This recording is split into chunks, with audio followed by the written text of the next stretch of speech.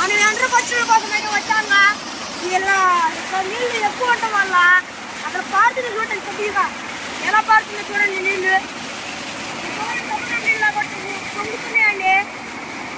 అందువల్ల మనం ఏం చేయాలంటే చేపలైనా పట్టాలా లేకపోతే ఏదో ఒకటి చూసుకొని కాసేపు లేకపోతే ఇంటికి ఆడుకొని పోవాలా. ఒక పిల్ల మాత్రం జరిగిందండి అంత పిల్ల ఒక పిల్ల వచ్చేస్తారా